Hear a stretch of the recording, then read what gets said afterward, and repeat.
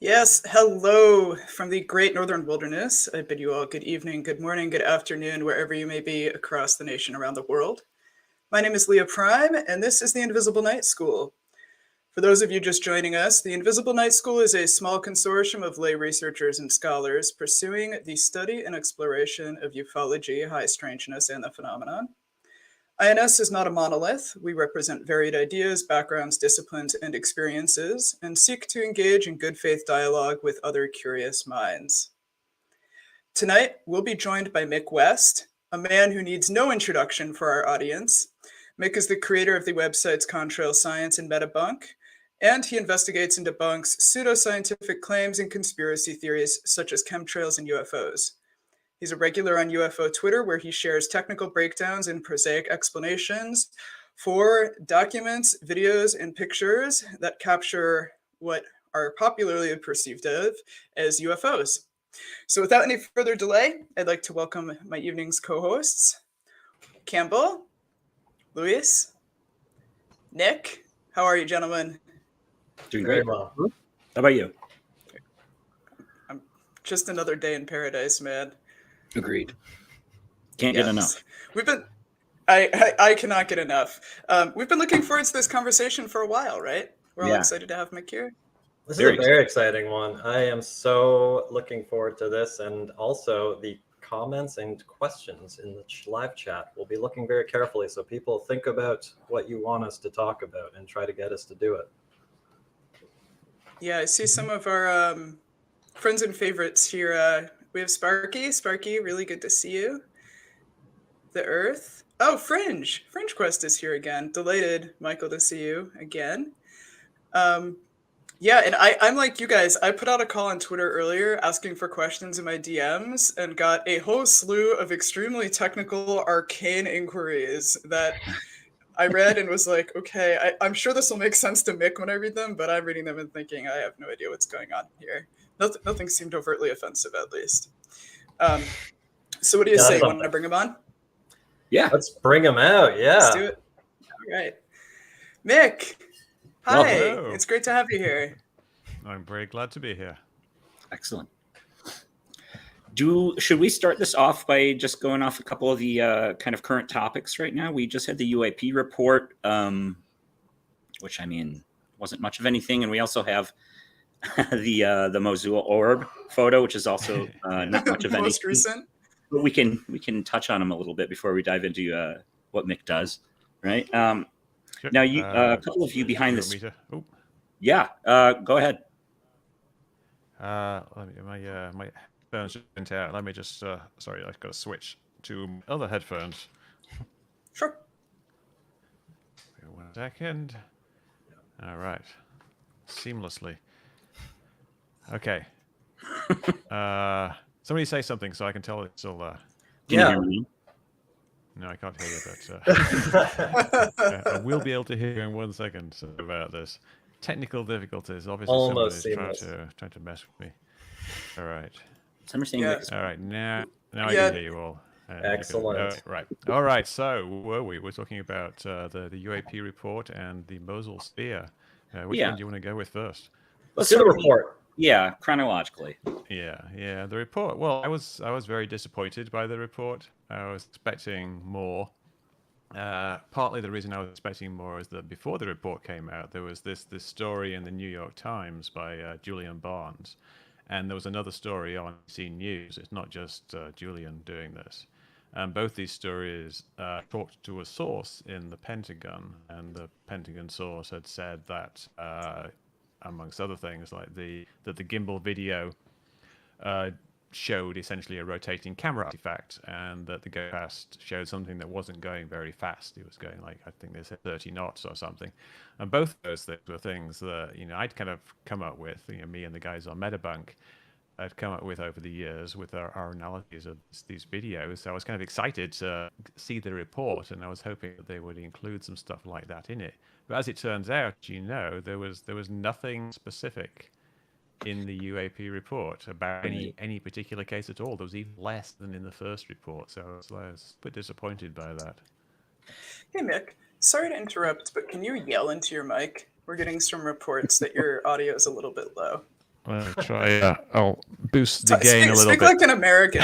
Yeah, there you go. Or boost the gain. That's fine. How are you doing? How does that sound? Is that better? Now we're on AM It sounded radio. fine. Excellent. Yeah, I always have to be StreamYard for It's a some little reason. buzzy now, but Oh dear. it's louder at least. Let me. I'll try reducing the gain, shouting. This is part of the Reason fun I, of the live shows. Yeah, StreamYard is always a bit iffy for me, but I'll do my best to speak clearly and see what happens. All right. Okay. So yeah. So that was my take on the UAP report. So and the UAP report was. Oh, I'm sorry. No, go ahead. Go ahead. It was interesting to me because while it wasn't very specific, it did give some rough numbers of things, and I think I can't recall them off the top of my head, but I think there's a large majority of them that were classified as like balloon-like entities, or essentially air clutter. And while that's not exciting, and you hear a lot of people on Twitter saying, "Oh, we don't care about the solved stuff," I think that kind of indirectly speaks to the idea that there isn't something as like an expert witness or an expert observer. Even since a lot of these reports were coming in through the military, they were still seeing these things, thinking they were anomalous, yet they turned out to be, balloons or birds or airborne clutter. Yeah. I think with those balloons, I don't think they actually really identified any of them. I think what they're doing is they're essentially characterizing the reports based on the information available. It's not like if it's a balloon, it's not like they can send a plane out there and then see if they find the balloon, because obviously it would have blown away or whatever by then. Right. It's just a random encounter. So what they're doing, I think, is just simply analyzing the data that they get from the pilots and maybe from the radar, and they'll see that it's consistent being a balloon. That they can actually tell that it's a balloon because of whatever data that they have. I think saying that they investigated them and solved them as balloons might perhaps even be overselling it a little bit. It's just where they had enough information to tell that it looked like a balloon, which I think is why they said balloon-like entities. I don't think these were two separate categories. I think it's the same thing. Balloons or balloon-like entities is what they characterize as. So they see something that's moving at 30 knots and has a small radar signature. That's a balloon-like entity. And probably most of them, of course, actually are balloons. But maybe some of them are small alien spaceships. It's very hard to tell for sure. Of course.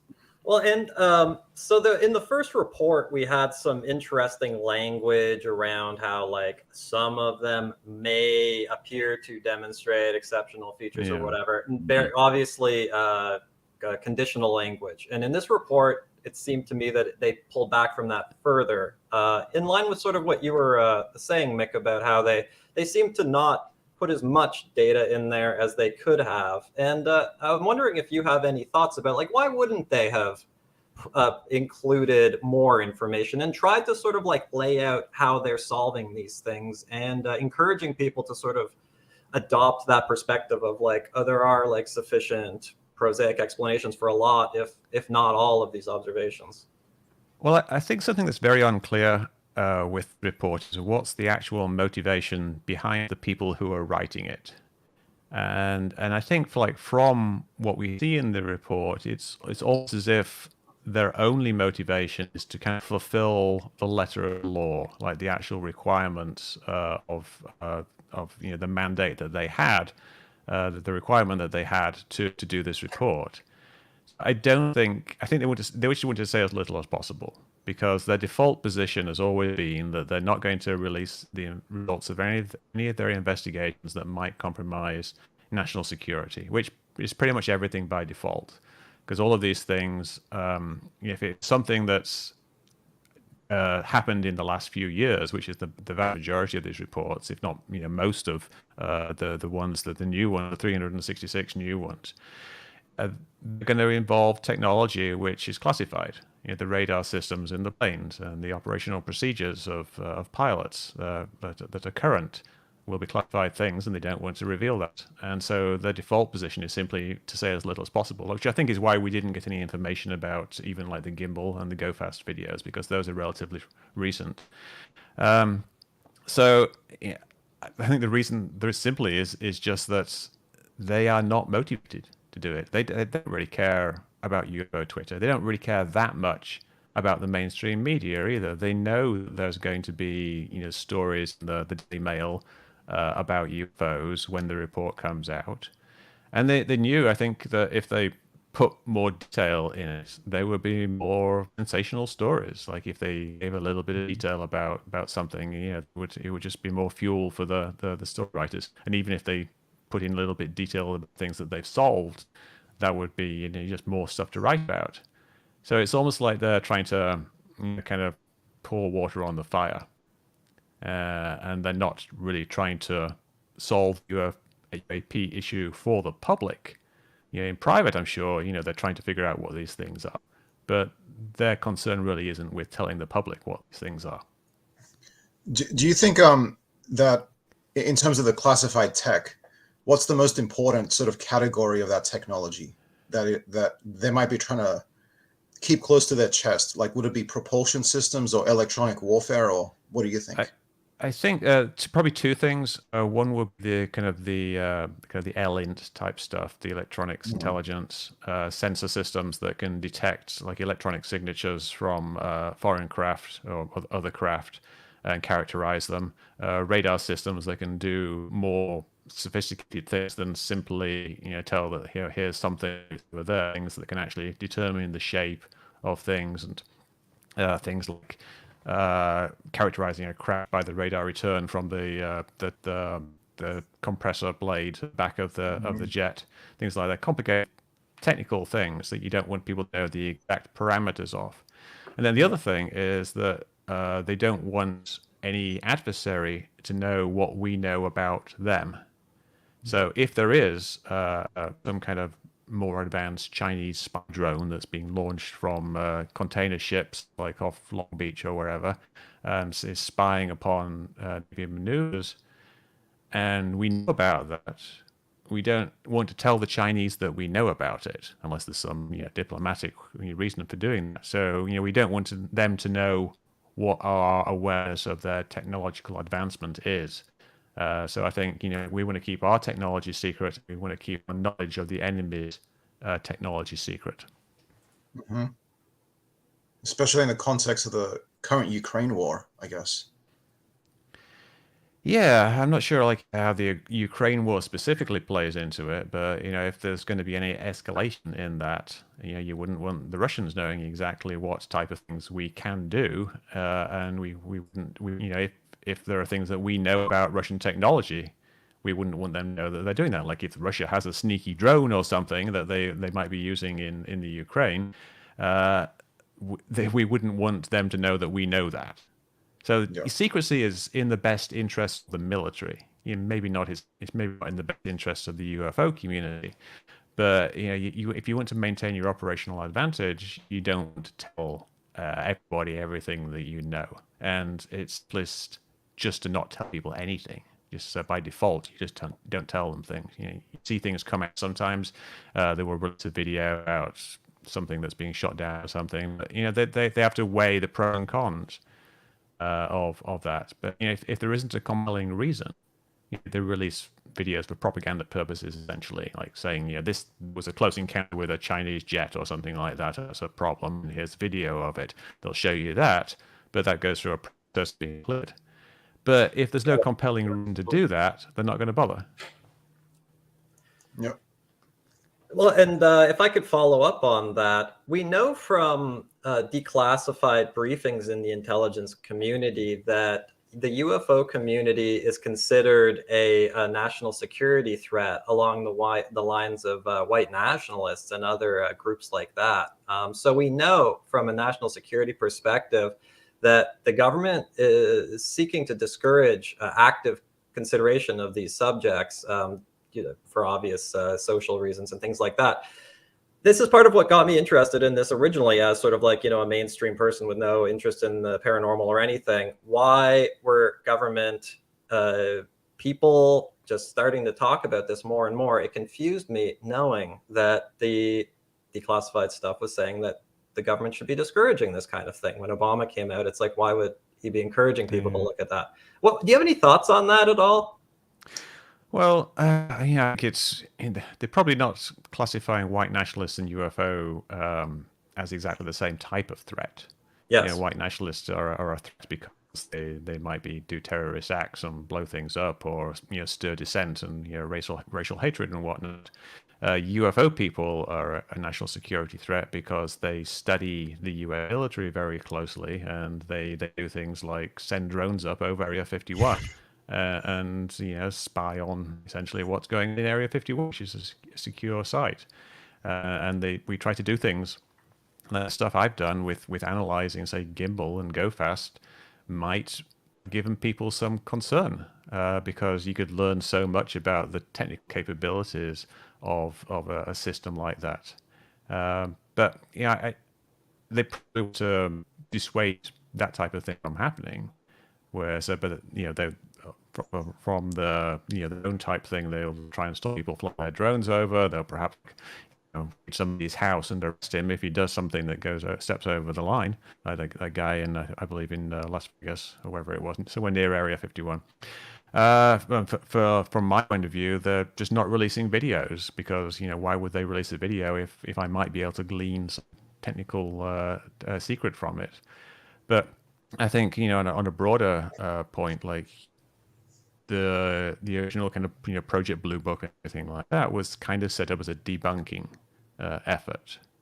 But the reason they gave for that was really just that they thought there was too much public interest in UFOs, and they said that they were kind of overwhelming the channels with all these UFO reports. It created essentially these public panics, UFO flaps, where people started thinking there's loads of UFOs, and so they started looking up in the sky all the time, and they started reporting things, and the airports and the police and the air traffic controllers were being swamped with these reports, and so they thought it would be a good idea to tamp it down. I don't know if that's how true that is, or if there was some other motive behind it, but I'm not sure if that excuse is valid now. There's probably better ways of dealing with these reports, like because that they could just set up something like if you see a UFO, report it to this site, and it's just kind of essentially a AI system that combs through it for interesting reports. It might actually be a good thing. So I don't think that's necessarily the same rationale that they have now as they did back in the 70s.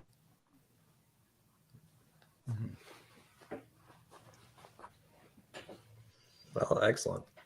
I'm happy to jump in with one of the questions I got on Twitter today. So this is from Merrick VR, who opens the letter very politely saying, "Thank you in all sincerity for the hard work you put into your 3D simulations. They are an invaluable tool for researchers. Regarding the Go Fast videos, your own 3D simulation, confirmed by independent calculations, shows the UAP has intrinsic speed, that it's moving about 100 knots, much, much faster than the wind. How could it be a balloon? And at 13,000 feet of altitude, hundreds of miles off the coast of Florida in mid-January, how could it be a bird?" Yeah, I don't think that's entirely accurate. I wrote this simulation called SITREC, Situation Recreation, which lets you. What'd you do write it things in? with. Just out of curiosity. It's in JavaScript. Oh, right on. Cool. Yeah, which isn't the best language, and I used to write everything in C++. No. But it's easy to get. I wanted something anyone could use. And the best way of doing that is to make a web application. So I wrote it all in JavaScript. So you can see it on Debunk. It's debunk.org/sitrec, and there's all different situations, including gimbal and go fast. So go fast. Until fairly recently, I didn't have wind as a parameter in the simulation. Partly because we didn't know what the wind was, but I recently added wind, and I kind of added it to be like the same as the wind from the gimbal situation, which was, if we remember the gimbal audio, they say the wind is 120 knots out of the west, which matches historic wind data. So we kind of have a fairly good idea of what the wind was in gimbal, and we think that Go Fast was probably at about the same time or the same mission. It's probably the same plane, so you can assume that's about the same thing. So I added that. And it became, it wasn't very clear from that then what what the actual parameters were that you should actually use. And the problem was I kind of stopped working on SITREC, and it's something I'm going to revisit. I don't think that initial results we had from the wind simulation are actually entirely accurate, because we only did it for like a few days. I didn't really delve into it very deeply. And so it's something to look into in the future, because I don't think it's entirely accurate. I think there's a wide range of possibilities. I have a big disclaimer on SITREC that says work in progress. And I've never done any videos kind of explaining any of the videos with SITREC, because it's always been work in progress. It's something that I have validated all of the math and all of the code behind it. So I never made any claims myself about what something must be. SITREC shows various different paths, there's these various different possibilities. I haven't done like a final video or anything like that about gimbal and its possible trajectories, simply because it's never really considered the tool to be finished. And so for someone else like Marek to say that tool is finished and it shows this and so it's impossible, I don't think is accurate. I think more that needs to be done. And if it does turn out that it's moving faster than the wind, then that would be very interesting. It's not moving particularly fast, though. It's still only moving, like I believe, like knots at the most. But there's a wide range of possibilities, and we don't know which one is the actual scenario. Great, thank you. If we don't have another question lined up, I have one, and it's kind of a theme that we touch on with a lot of guests, and kind of maintaining effective communication, something that you talk about a lot when dealing with people who believe in conspiracy theories. And I was wondering if you thought that online platforms like Twitter and stuff are capable of accommodating doing something like maintaining effective communication, especially given that Twitter kind of favors the short form, and there's kind of a natural adversarial culture on there. And a follow-up question to that is, do you have any advice for skeptics who are trying to not just preach to the choir, but actually make connections and communicate effectively across the divide, as some would like to call it? Well, I think Twitter is a useful communication medium, but it obviously has very big limitations. If you're having a conversation with someone in real time, like we're talking like now, we can very quickly go back and forth on a topic, and we can resolve things very quickly because we can talk about it. Sometimes when I'm having an argument with someone on Twitter, I try to take it offline. I talk to them face to face, or leave an audio call with them, just because it's so much simpler. Twitter also, essentially sending text messages, and you're trying to squeeze things into this shorter format, and you don't get the nuances of what you're trying to say. And so I will very, very frequently, I'll say things on Twitter, and then somebody will take it the wrong way.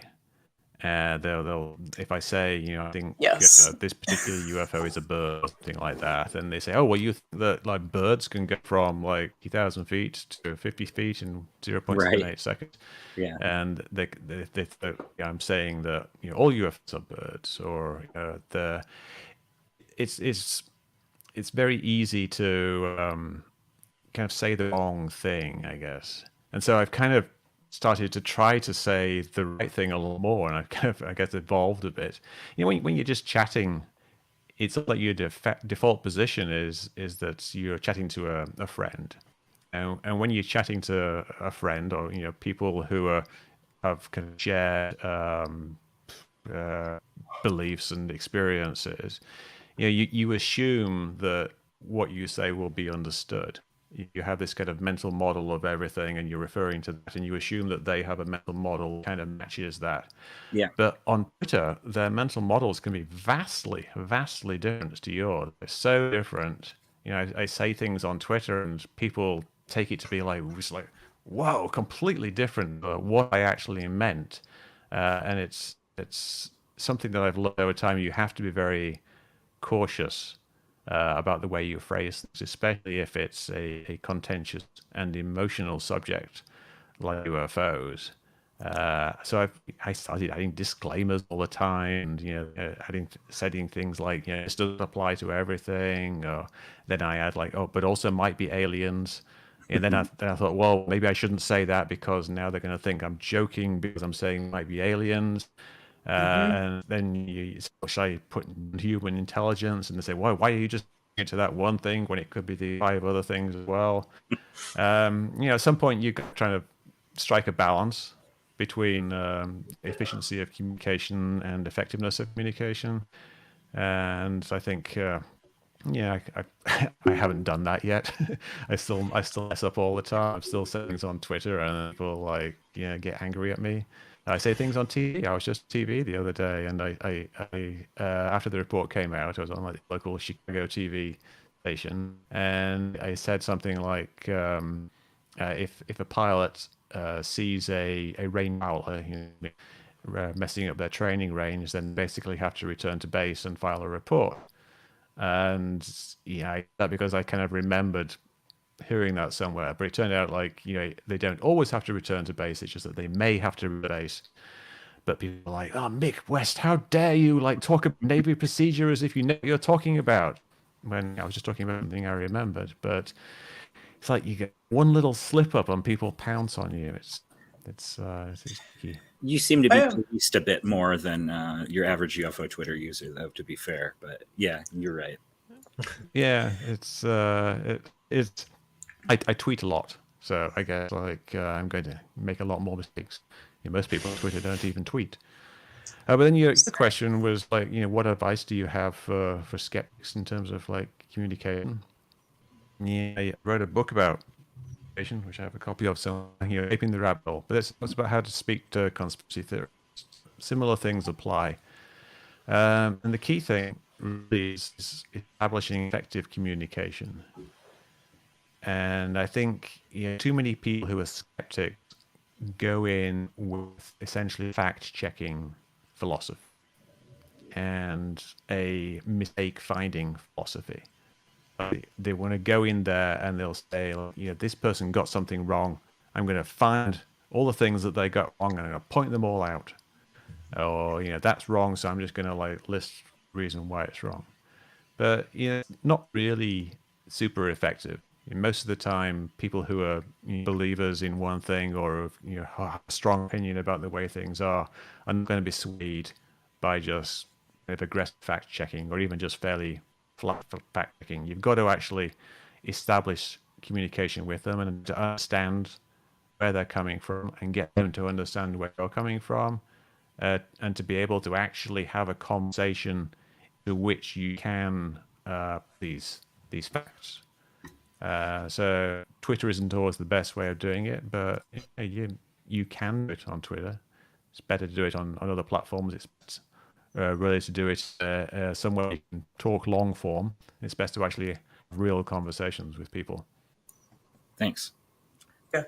And I mean, just for background, that's effectively our goal here with INS. When this all started, the real objective was to, through example, demonstrate what good faith conversation looks like in and around this subject. And while I believe that we are generally kind of maligned as being super skeptical, I always want to take the opportunity to reiterate to the audience and people listening that we're very open to conversation and discourse with virtually anyone in and around this subject. So I've gotten a number of questions, both on back channel and then in the chat this evening. And I want to preface what I'm going to ask by also making a brief editorial comment, which is I know, buckle up. Sorry, Nick. Yeah, you can mute me too, Nick, if you want. So ufology as a field and as a community is fundamentally anti or non-credentialed. It has no curriculum. It has no associated institutions. Its contents are highly interdisciplinary, and lay researchers are generally lauded and celebrated as being, substantial and important contributors to this subject. And I say that to preface the next question, which is, can you give us a little bit of background on your own education and areas of expertise, either formally or just informally? Yeah. It's kind of funny. Well, not funny, but obviously, one of the reasons I get attacked on Twitter is that I'm not a scientist with PhDs and things like that. So I criticize someone like Travis Taylor for some ridiculous claim he makes on Skinwalk. Then people will say, "Well, Travis Taylor has 2 PhDs and you don't have any." So he'd be right, which is obviously fallacious. But my background is I'm like 55 years old. I have a degree in computer science from the University of Manchester in England. And that was back when they didn't even call it computer science. They called it computation, which was kind of a bit outdated back then. Were you but using like punch cards and writing in Fortran and COBOL? One of the universities I went to you try out the universities before you go to them did still use punch cards in one of their courses. I think they dropped it the next year, but it was kind of on the verge of the modern era of computation. It's cool. Just moving up from these very, very simplistic, little more than hyper-powered pocket calculator computers that filled a room into actual real computers with sophisticated code. But yeah, so I went to university, I got a degree in computer science, and then I got a job programming video games.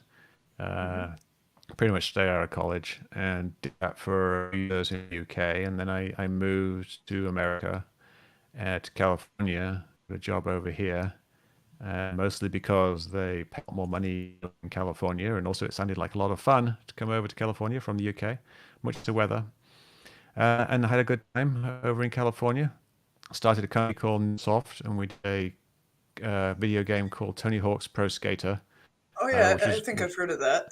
Yeah, it's very popular. Tony Hawk's Pro Skater skateboard over on my desk, on my shelf over there. And I kind of like semi-retired early young, and just started doing basically writing and a bit of consulting work for a number of years, and then you kind of transitioned over to just writing and doing stuff on the internet. I basically just wanted to do stuff that I found personally interesting. So my background in video game kind of interesting. It sounds kind of silly. You're a video game programmer or a video game designer, which both things are true. But it gave me a lot of expertise in what's referred to as linear algebra, or more simply just three-dimensional coordinate geometry, which is basically the math that's being used when things move around in three-dimensional space, and the math that's used to construct three-dimensional objects in 3D space. So it's a bunch of math that's very, very useful for making simulations, but also for analyzing situations with UFO. So if you've got a picture or a video, and you kind of know where the camera is, and you know where it's looking, and you know how wide its field of view is, then you can do some calculations, simple calculations about speed and size and at the trajectory of like a three physics dimensions. Engine. Yeah, essentially, it's like it's using physics engine kind of in reverse in a way. A physics engine normally is to produce a result, but I'm taking the kind of end result, what you see on screen, and figuring out what the possible inputs were.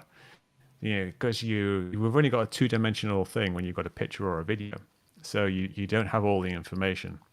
So you've got to construct, like if you have a picture of an object, like say this Tic Tac here, and if you know how big it is, you don't know how far away it is. When something gets closer to the camera, it gets bigger. When it gets further away, it gets smaller. And the very simple mathematical relationship is to divide size by the. But if you don't know how big it is, you can't calculate how far away it is. But if you know some other things about it, then you might be able to figure it out. And so that's the type of thing that I do in my software tools. And a lot of the analysis I do of videos will involve some kind of trigonometry, geometry like that. Mm-hmm. Cool. Thank you. If I could just jump in quickly and ask a follow-up to that. Mick, in terms of your history, I was very interested by reading, or maybe it's an interview with you where you talked about how you grew up as a Catholic. Is that correct? Yeah. I grew up in Bingley. My mother was a Catholic. My father was kind of agnostic, or I guess apathetic about religion. So my mother's family was Catholic, and we went to church. I went to confession, and believed in God, and I believed in the power of prayer. And then I guess when I was about like 15-ish, I think, I just stopped believing. It was one of those things. It's a process. You start to think like, well, is there really a God? And then what evidence is there of God? And then maybe there isn't. And then I actually went to confession, and I told the priest that I was having these concerns, and he told me I should just look around at the wonder of God's creation, and that should satisfy me. But it didn't seem like enough evidence to me, and eventually, I stopped. And I think that may have had an effect on me. It's that I was told that something was true, and everybody believed it. People, my mother believed it, the priests and the teachers, and then lots of my friends believed it. But I stopped believing it because there wasn't good evidence to back it up. And I think that in a way it kind of perhaps gave me the confidence to challenge other beliefs later, and point things out that other people might not point things out. But yeah, born Catholic, yes, baptized, confirmed, and now a lapsed Catholic. Cool. Thank you. Have you ever had, this is maybe digging a little bit further into some metaphysics, but have you ever had, either deliberately or spontaneously, like any kind of expansive or consciousness altering experience? And I ask this because I'm curious about how, if or did it affect you or your worldview? Not really. I mean, I was thinking about this before I came on the show, because I heard of some. I listened to this episode, and you talked a little bit about that. You mentioned something about that, and no, I haven't taken any like mind-altering drugs on THC and alcohol, and so no, I would say. But I guess you get familiar with altered mental states, because there's one altered mental state that everyone has, which is falling asleep and having dreams. And I used to have, I guess, something, the closest thing I would have is the hypnagogic hallucinations, which is where you're falling asleep or when you're waking up. Two different words for it. I can't remember which one is which. You see things. It's kind of a bit like sleep paralysis, except you're not necessarily paralyzed.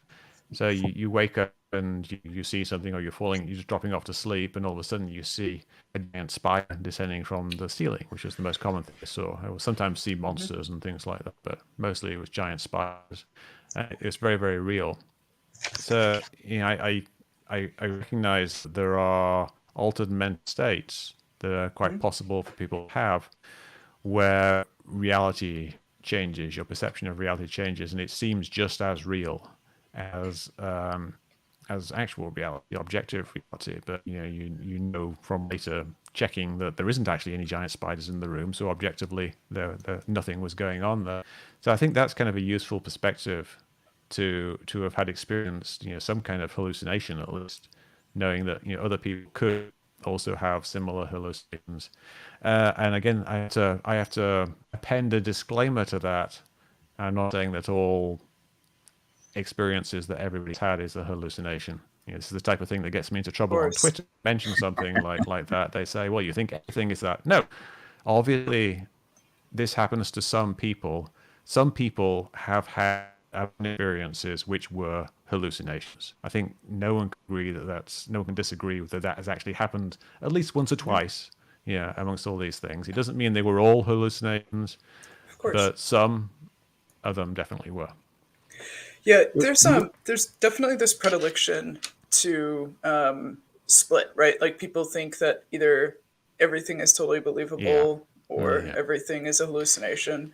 My kind of sidecar question then is, just out of curiosity, do you experience aesthetic chill when you listen to music, or when you look at art or see great natural beauty or anything like that? Well, you mean like a peak experience type thing? Similar, yeah, like aesthetic chill. It's sometimes called like Stendhal syndrome. It's this feeling of like overwhelm and it can feel almost dissociative or disembodied. I definitely had it like full tilt when I saw the Grand Canyon for the first time. Yeah. Some people have it when they go to Paris. Like different forms of art and encounters can induce this, even in a totally otherwise sober state. I think the one experience that I have that most rings a bell with that is when I saw the total solar eclipse a few years ago. Cool. And it actually just gave me a shiver just thinking about it. Cool. It was something that was expected how I reacted to it. I was on this kind of hilltop with some friends and some other people I didn't know, and we were kind of all, it was kind of getting dark because the partial solar eclipse before the total solar eclipse. And it didn't like anything special. Like there was some guy rambling on about something, and we were getting annoyed, and we were trying to move away from him. And then it kind of all of a sudden, like, went into this total eclipse, and it was just the most amazing thing I've ever seen in my life. And it, like I say, it's giving me shivers right now thinking about it. Yeah, I think there is such a thing as aesthetic, and I had it right then. Mm-hmm.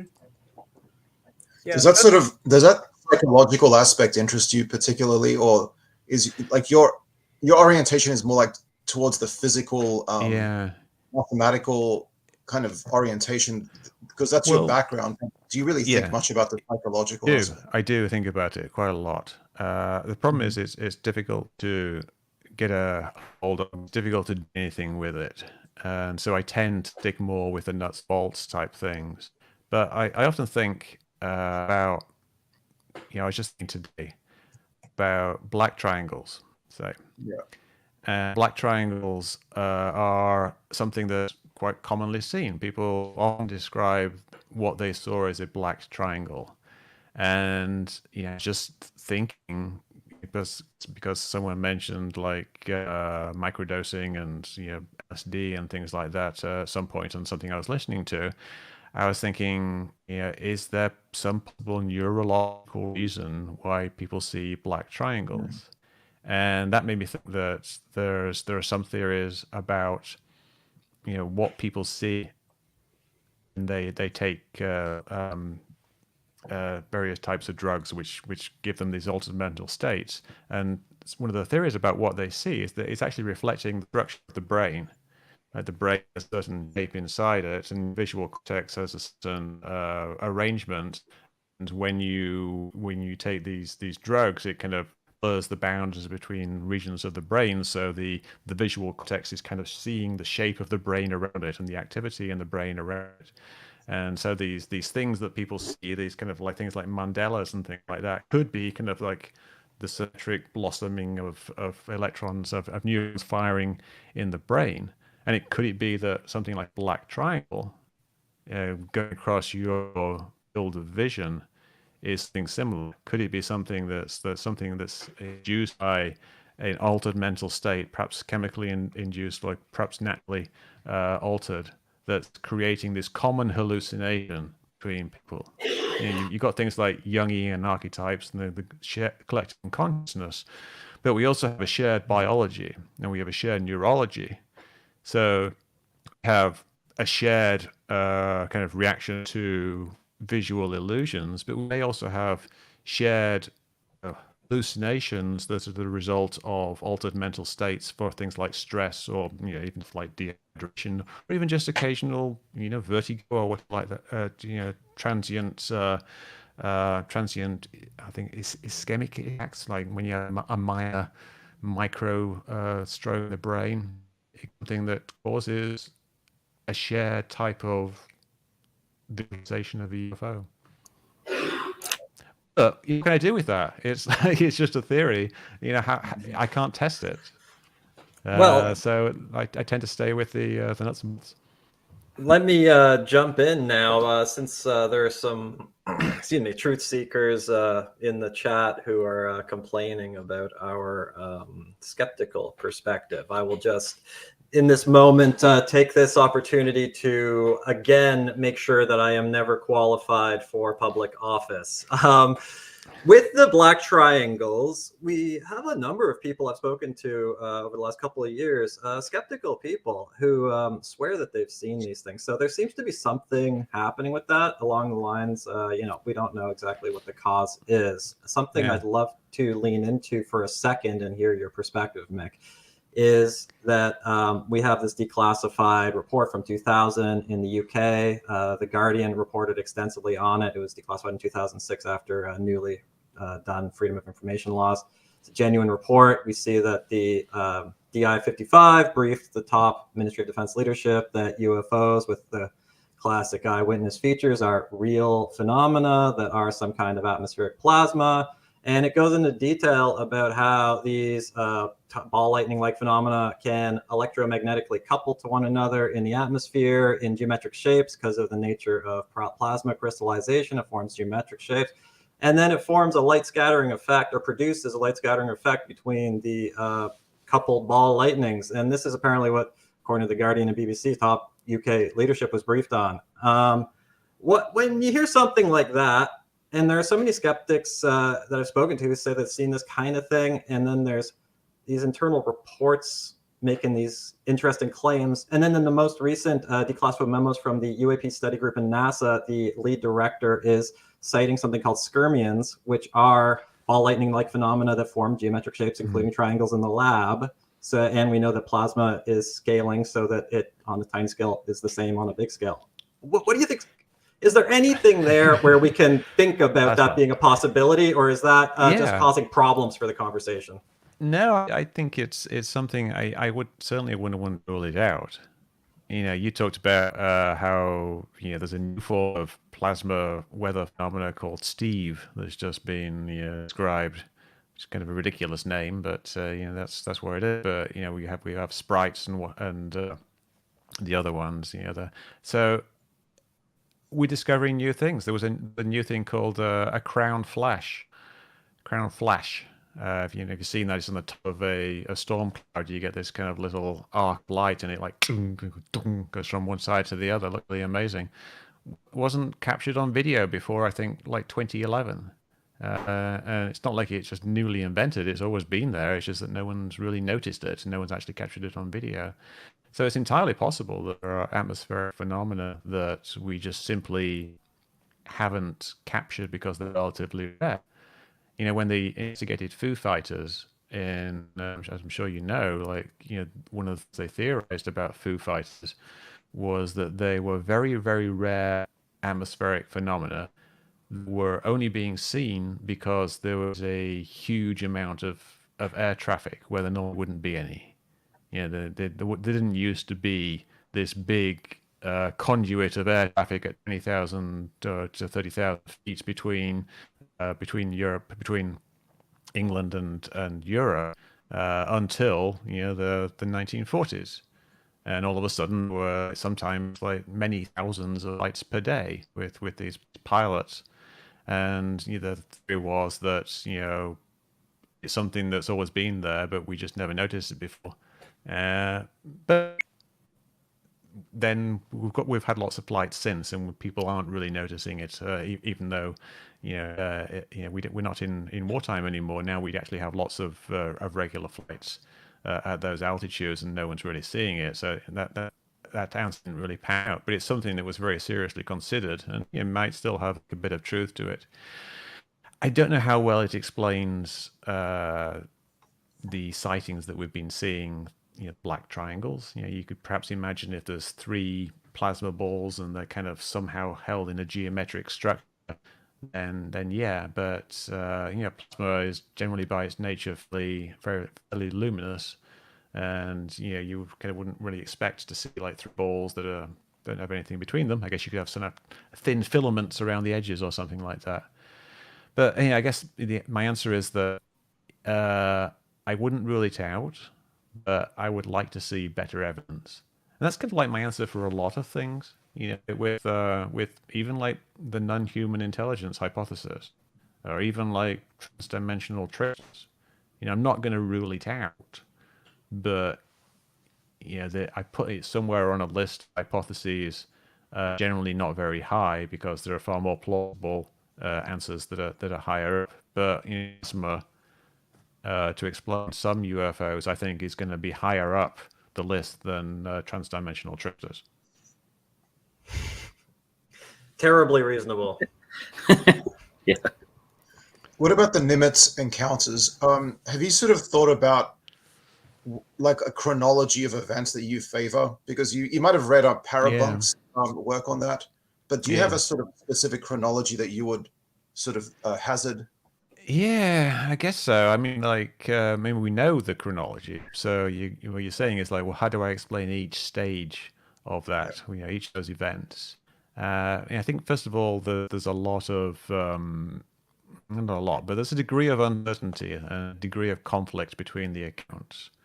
Like we know, the big one obviously is that Commander David Fravor says that he saw the Tic Tac for 5 minutes, and Alex Dietrich, she only saw it for 10 seconds, which is a huge difference in those two things. But then there are other things that have changed, like say Kevin Day sees that Fravor told him that the Tic Tac did barrel rolls around his plane. He told him that Fravor was screaming in terror when he called it in. And Fravor says like nothing like that ever happened. So but then Kevin Day is also a guy who tells us all about the radar, and you got the other thing wrong, but maybe you got something else wrong. So there's all these different certainties. But if I was to kind of do a narrative of an Nimitz encounter, basically they're doing this workup exercise in the coast of California, and they see these things on the radar. They're seeing these groups of 5 things that are slowly descending from the north to the south at about 100 knots.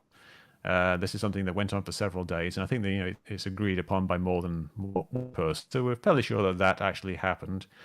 They reported to the captain, and he wasn't too bothered about it. So it was probably some kind of phenomena, some kind of glitch. They're rebooting the radar and stuff. The radar had been very recently upgraded. I think the upgrade perhaps just a few days earlier because of the workup they were doing. So after a few days of that, Kevin Day persuades the captain that they should send a plane out to investigate. So they get Fravor and Dietrich, and they go out there, they investigate, and when they arrive at the location where the thing is supposed to be, they can't see it for a while. It was 20,000 feet. There's nothing there. Then they see something down at the water, and they see this attack. So, what's my hypothesis there? I think for the first thing, the radar things are probably radar glitches. There's probably something wrong with radar, and it's a combination of that, like the new software on the radar, plus some kind of weather condition or some kind of type of echo or something that's not being properly handled by the radar because it's new software or a new system, or there's something wrong. One of the horns on the thing isn't working. Then what Dietrich and Privacy, I think, is probably something different. I think it's unrelated. I don't think these are the same at all. I think that they went over there and saw something. Don't know what. Their accounts vary quite a bit. And there's another guy, Jim Slay, who was in the back seat of Dietrich's plane. He has an account that is very short, but the SU, the Scientific Coalition on Ufology, they have an interview with him where they've released snippets of it. They haven't released the whole interview for some reason. It's a little suspicious, actually. I feel like there may be stuff in there further conflicts with the account. But he said things like the attack had like this some kind of glowing, like heat haze around it. Nobody else saw that. Fravor didn't see it. He was much closer. So there's all these different accounts. So I think something was seen. I don't know what it was. I don't really have a very good hypothesis. If I was to list like a couple of them, the first one might be some kind of balloon released from a submarine, like they're using a radar, like a radar beacon, or a radio antenna that's like on a tethered balloon, and the balloon starts rising up. And when Fravor flies down, there's some kind of parallax where he thinks it's over here when it's actually over here, and so he thinks that it's going around him when he's going around it. There's this big confusion, and then he loses because it's a balloon. It goes pop. It just doesn't. it's not where he thinks it is. So I think it's something else. Could be something else like a drone or a missile test or something like that. But I don't really have a good idea what it is. Then the next thing that happens is Chad Underwood goes out, I think like 40 minutes or an hour later, and he flies off, and he, I believe, gets a ping on his radar, points his FLIR in that direction, and he gets this blurry little blob off in the distance, and we have this famous FLIR 1 video. That's something else, again, entirely. I think there's like 3 different things that be inflated to one event. There's one whole situation with the Nimitz, but there are 3 different things. So I think he was probably looking at something like a distant aircraft, or perhaps something like a drone or something like that, that was just flying away from him and a bit to the left. And I don't think it was moving around. People say it's moving around, but I think that's just all camera motion and the closing lock as they switch lenses and things like that. So I don't think that video shows anything amazing. And then there's a few other things that get kind of mixed in. People said they're using binoculars to look in a different direction, and they saw some white dots. Well, those white dots could be planes, or they could be seagulls. I don't want to say seagulls because people will start making jokes about seagulls, but there are seagulls in the sea, and if you look through binoculars, you might actually see some seagulls in the distance. These again different things. So I think a whole bunch of different things got mixed together into what we think of as being this one event where the tickers up on the radar, and they go out and they film it and they encounter and have a video of it, and everybody sees it. But no, it's a whole bunch of different things, and that's all they played. But they're not all particularly amazing either. Yep. Hey, Mick. Sorry to jump in and interrupt. We're getting some complaints about the stream quality and audio. Would you mind basically just like dropping off the stream and then just rejoining, seeing if that helps? Beautiful. Do that. Thank you. A bit choppy. All right, guys, he's gone. Let's get rid of him. No. We'll wait for him to come back. Hold on. All right. Oh, I figured he'd refresh, but we'll try. Hold on. All right, cool. Hopefully he'll be back in just a second. Yeah. Well, this does go to really show that when all you have is witness testimony, while it is important to establish the story, you can only ever get each witness's perspective or interpretation of what was happening rather than a clear picture of an objective reality, which is, I mean, and this is the case with most UFO sightings, of course. Mm-hmm. I wish there was some way of like sort of triangulating people's psychological, like their subjective reports to try to arrive at a objective event. Like what could possibly explain everything? Right. Maybe there is such a technique. Hey, Mick. Oh, here he is. Hey. I'm back. Oh, Let's beautiful. see. It worked. Dude, is it we're better? getting you. Yeah, it's beautiful. Yeah, jolly good. No more pixels. Just wondering if I was shouting too much. I was looking at my. If it's okay. Yeah, let me know if it happens again. Wow. Okay. That is smooth. Darn, we should have done that a while ago. My A goodness. while ago, yeah. Oh well. Oh, wow. Technology. Just We're going repeat to- everything. Just repeat everything you've said, Nick. There we go. Okay. Within an hour. Yeah, Omar. I think you got the gist of it. But yeah, it's. I think So it's all seagulls and hallucinations and balloons. Got it. Yeah. Yeah, That's it. We're done. I hate the seagull thing, and yeah, but that's probably why people mention it so much, because it's ribbing me. So it's kind of rubbing me the wrong way, but because it's silly, it's annoying. I said that one of the things you might see when you're looking out of the cockpit is seagulls. I don't think that's an explanation for anything that happened in the Nimitz encounter, except perhaps what people were looking at through the binoculars from the ship. Well, what about the USS Ronald Reagan incident with the giant ball? I don't know if you heard about that one. No, I don't know that one. Yeah. Yeah, these Navy men saw like this giant sort of fireball-looking thing above the aircraft carrier, and anyway, if you haven't, No, I'm not. Sorry, I'm not familiar with that one, but who knows?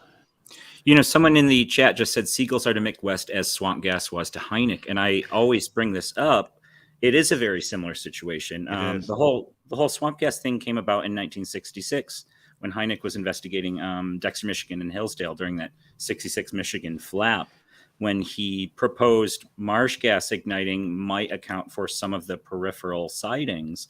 But the press got hold of it and said, "Oh, Hynek says this is all swamp gas.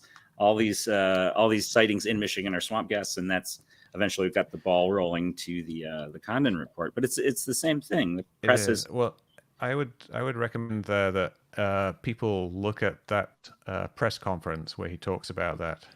exactly. And you can see him going through great pains in the same way that I sometimes do on Twitter now, because you can tell that he knows that the press is about to leap on what he's about to say and misinterpret it. Oh yeah. So he very explicitly says that I'm not suggesting that swamp gas is an explanation for all of the other sightings that people have seen or all UFOs. I'm just saying it applies specifically to this case and this case here. So it's just like, I think there was some farmers looking across the swamp and maybe someone looking from the other direction. Just those two things thought were probably swamp gas. And he wasn't even definitive on that either. Yeah. Of course, now that's just the joke that everything is swamp gas. Mm-hmm. When all he was saying was it's just this one thing. And the same thing happened with the seagull thing. People think that I'm saying everything is a seagull. Actually, things quite often are seagulls. This is like an unfortunate thing, is that seagulls actually are responsible for a number of UFO sightings.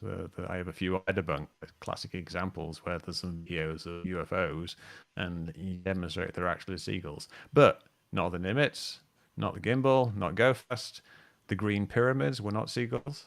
The Omaha sphere is not a seagull. The Mosul sphere is not a seagull either. So generally things are not seagulls, but sometimes they are. Good segue. Maybe we should talk on the Mosul sphere or Mosul orb a little bit, which just dropped. What's your take from that? Because I personally am not impressed by a still frame of a video, but I'm sure you could probably illustrate that a little better than me. Yeah, there's not a lot to go by. It looks like something in front of camera, and you don't know how far away it is. I was talking about that earlier. If you don't know how big something is, you don't know how far away it is. So things can be very, very small in front of the camera. Like say, oh, I've got a little sphere here. Now, if it's like, this close to the camera, it looks like it's on my head. But if it's like, way over here, it's, it looks really small. Convenient of you to have an alien spacecraft right here on your desk, Mick. Yeah, I always have some props on my desk. Don't let Matthew Jackson see that. Yeah. I think the Mosul sphere it's a low quality UFO thing. And I think the reason it's being made much of by Corbell is that it comes from the UAP task force. But apparently it comes from the same briefing as the green triangles. And the green triangles, we know, were released by Jeremy Corbell to great fanfare like a couple of years ago now, maybe a year ago. And he said it was the greatest UFO video of government origin that has ever been released of all time. The greatest, the best. Yeah. And it wasn't. It a video of mostly stars and probably a plane, maybe a drone. I think it's a plane. Some flashing lights, and it's this thing called bogey where everything's out of focus, and so the points of light show up as triangles. Something that Corbell still denies. Corbell now has started saying that pyramids are a common shape of UFOs. On his podcast, it's kind of ridiculous. So consider source is what I'm saying here. The source of this Mosul orb thing is Corbell. Right. And it was leaked to him by the same source probably who sent him this green triangle thing. So that could mean a couple of things. It could mean maybe Corbell isn't very discerning. It could mean that the guy who sent him this thing is not very discerning. It could mean the UAP task force itself was very good back in the day, back when Travis Taylor was the informal chief scientist and Jim Stratton was running it. It could mean that they weren't doing a very good job of identifying things, and so they see things like this, what's probably some kind of balloon or something like that, like floating along in Mosul, and it gets into this UFO, and it gets promoted being this amazing thing when there's really very little to go by other than just something that drifts across the field of view. So I think it's the same type of thing as with the green triangle. Something that somebody thought amazing, but probably isn't. We were talking backstage a little earlier, and the first thing it reminded me of was the video that they were trying to pause in the congressional UFO hearings that were publicized, I think, last year or the year before. Just a brief bit, and you can't do much with it. That video is probably a lot better than the Mosul video or the Mosul frame. We don't actually have video. If we had video, we could do a lot more. At least with we had the one they showed in the hearing only had 3 frames, which is why it was hard for him to stop it, because they were using D, which doesn't have a frame advance, so they had to stop it exactly the right time. But you can actually tell something about the trajectory of this object. You can freeze it, and you can see how the highlight changes slightly differently between frames, which means the angle is changing, and you can tell that the highlight itself is actually out of focus. The whole thing's out of focus. It's probably just a balloon. But with one single frame, there's less information. You don't have any time variant. You can't actually tell how things are changing. You don't know which direction it's moving or how fast it's moving. There's motion blur in it, but we don't know what the frame rate of the camera is, or the exposure time of the camera. So there's not a lot we can go by. Yeah, and we've seen things like this before on Google Earth. You can actually see occasionally what looks like something very similar appears in front of the camera a few places in near Palm Beach, Florida. There's these all look like giant orbs in the sky in the 2002 imagery, but it's probably something that's in front of the camera, and I think it's the same type of thing in the Mosul thing. We don't know what it is, but it doesn't look particularly interesting. There's an interesting thing that happens with rare natural phenomena where any individual instance of observing it ends up being less likely that it was the very rare thing than it is a more prosaic thing. And therefore, there's been a long history of natural phenomena that are very rare. We touched on it briefly, that were not verified sufficiently, although there were decades or even sometimes centuries of relatively accurate eyewitness reports leading up to that verification. And obviously, we need to wait for that verification. And I'm just going with this question back to J. Allen Hynek for a second, because he, starting in the 50s, started speculating that UFOs might represent a novel atmospheric phenomenon he dubbed nocturnal meandering lights. And we know that his descriptions of the eyewitness reports are consistent with the features of modern lab reproducible ball lightning-like phenomena. And we also have the CIA reports saying that they think that they're this kind of novel atmospheric phenomenon with these features. Yeah. So if I can just finish with one sentence. If we look at old Blue Book reports, this is where I'm going. If we look at old Blue Book reports that include multiple eyewitnesses, radar, and all this stuff of objects with features that are described with the same way as the Nimitz Tic Tac, the report actually consistently, like Minot and such, a few others, they say they think that it's a kind of ball lightning, and they actually end on that conclusion. Why do you think it is that we don't see that kind of conclusion sort of being introduced, even in in the mainstream conversation? Why isn't that a feature at all? I think the ball lightning explanation is something that some people latch onto as being a nice sounding explanation. I'm probably including you in this. That it sounds like this is your favorite explanation for a lot of UFOs. And there's nothing wrong with that. He's calling you a plasma guy, Campbell. Well, I'll respond to that happily in a moment. Yeah. Yeah, and I think that's something that happens with other people, with scientists. People when their area of expertise is a particular domain, they tend to look at things in that context. They tend to use, they explain things as being a result of whatever their area of expertise is. And I think that there are lots of other people with different area of expertise and with different perspectives on what the totality of the evidence showed, and they don't, for some reason, rotate towards plasma effects or lightning effects. And I think a lot of the people even who are experts in that type of thing are not particularly interested in the UFO aspect of it. And I think it boils down really to the actual evidence that we have, and partly with ball lightning, etc. These are luminous events, and they're the type of things that we should be able to capture on video. And we've got things now like meteorite cameras, full sky meteorite cameras around the world that are recording the sky, and they don't seem to be capturing these these meandering nocturnal lights. We've lots of people with cameras, and they don't seem to be any particularly ambiguous nocturnal meandering lights either coming from them. There's lots of lights in the sky which we can't tell what they are, but are there things that are only consistent with plasma? It's something that seems to check boxes, and I think when people feel like they've checked enough boxes, then they kind of go in on that explanation. But I think really it doesn't hold up to evidence there.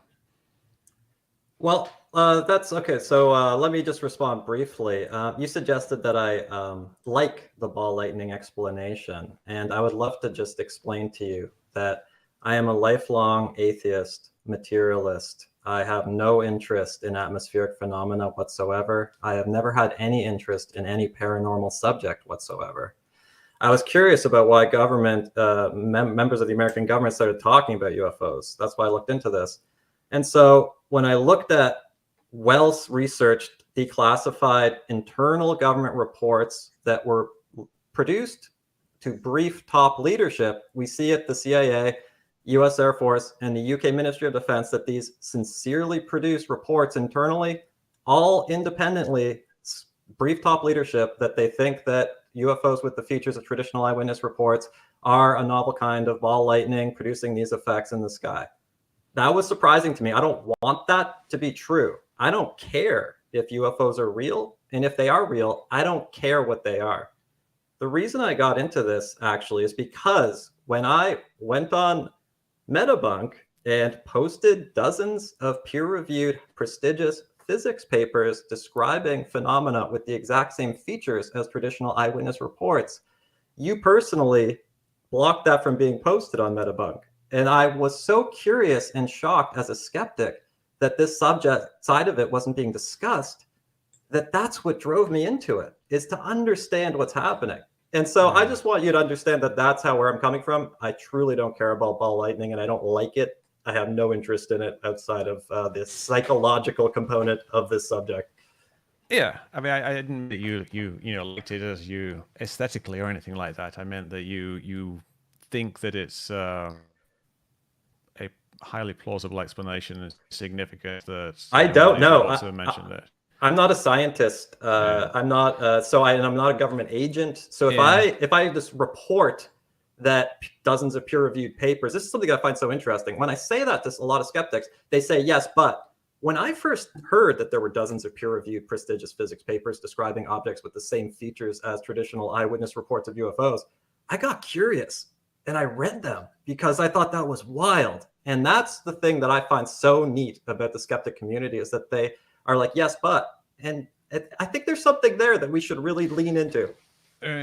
Well, the reason I would have deleted from Metabunk is that on Metabunk you look into individual claims of evidence. Like there's a particular case of a UFO, or there's a particular thing that happened, and there's a particular claim of evidence. And if you just put a large tranche of papers out there, that's not really what Metabunk is about. That's fair. The thing you selected, just to say, the thing you selected was not a single claim of evidence was cited, and it's like all directly cited. So that's what freaked me out a little bit as a skeptic. But that means that you put lots of claims of evidence.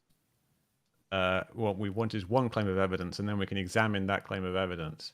So I guess your claim of evidence would be that there's so many claims of evidence that there must be something to it. But that's kind of like, say, picking up all the papers on, the extraterrestrial visitation hypothesis and saying that's evidence that aliens are visitors. Well, wait. Sorry. Are you aware that in 2014, in Physical Review Letters, the optical and spectral characteristics of ball lightning was published, verifying the existence of ball lightning through optical and spectral video resolution from a remote sensor system by professional scientists, and that has not been challenged. It's actually been accepted. Well, I'm not denying ball lightning. I don't think ball lightning is some kind of supernatural thing like ghosts.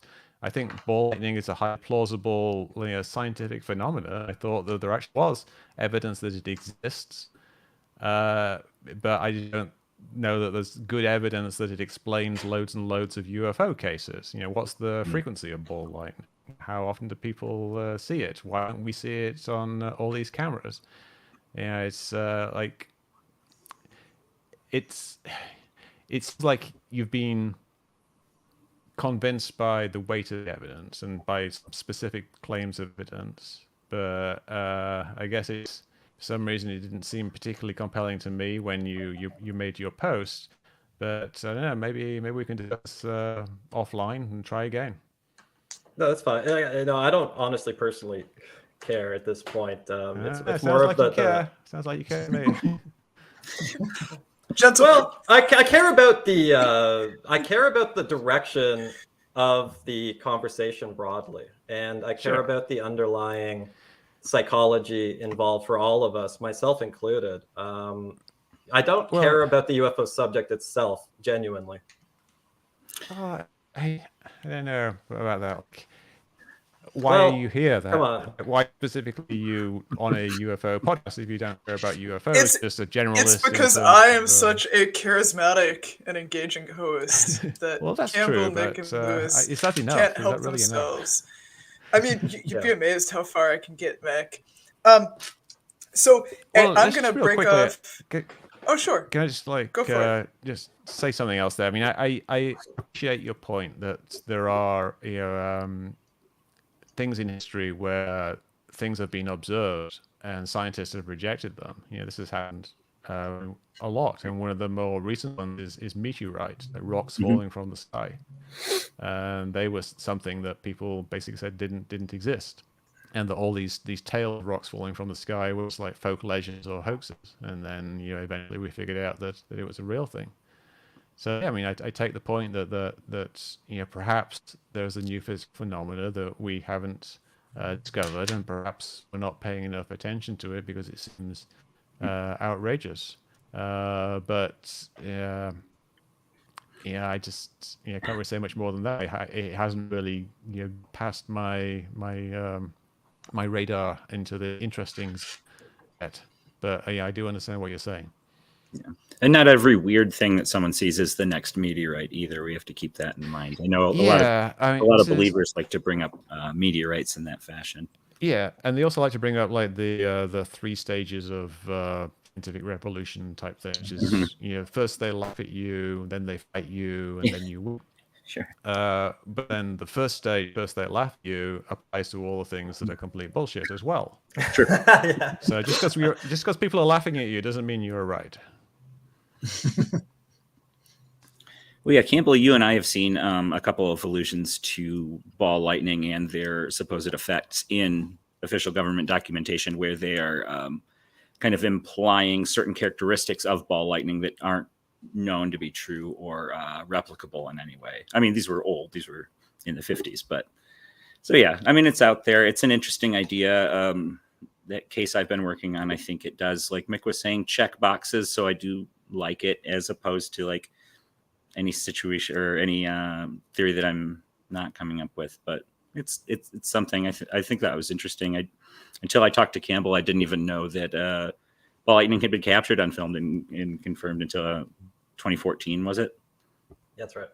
Yeah. So I mean, I do think it's personally interesting, and UFOs are a multitude of things. So I think this could fit a couple cases, maybe, at least.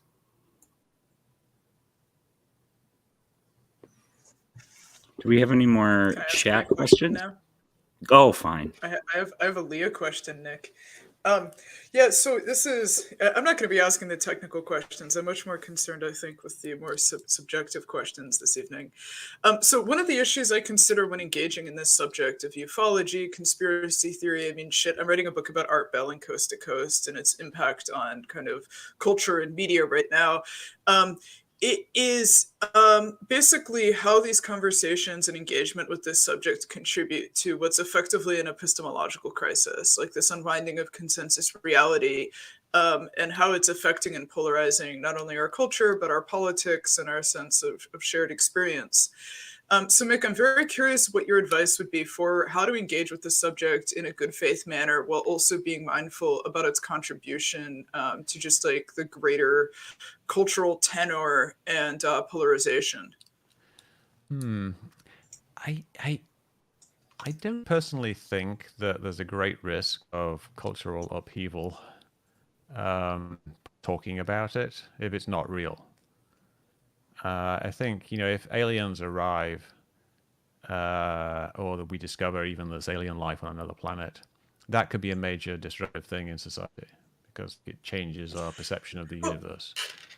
So I'm not speaking in a strictly literal sense. I'm speaking more as part of a larger pastiche of narratives that are generally promulgated in far-right media that undermine kind of public confidence and trust in institutions. Okay. Yeah. It's a tricky one because I'm a skeptic, so I encourage questioning and asking for evidence, which means you can't blindly trust everything that comes into the government. You can't blindly trust what the Pentagon says about UFOs, and you can't blindly trust every single thing that the government says about health. We know that the government made mistakes before, but I think we need to encourage people to try to use high quality sources and to use high quality methodologies in making decisions, which obviously the average person isn't going to be thinking about, what's my methodology here.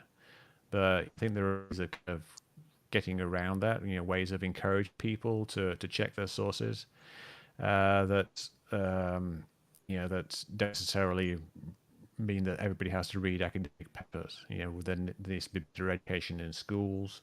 There needs to be better education, I think, on TV. There needs to be more YouTube Certainly. channels that do like education type things. I think, when you're talking about how can we have a discussion, it's almost like we're talking about an issue that only affects the chattering classes, the people who actually have discussions. And the vast majority of people, aren't really talking about these things. They aren't really having discussions about things. They're kind of consuming content. They're watching TV Yes. or they're watching You're YouTube. uncritically content consumption, Yeah.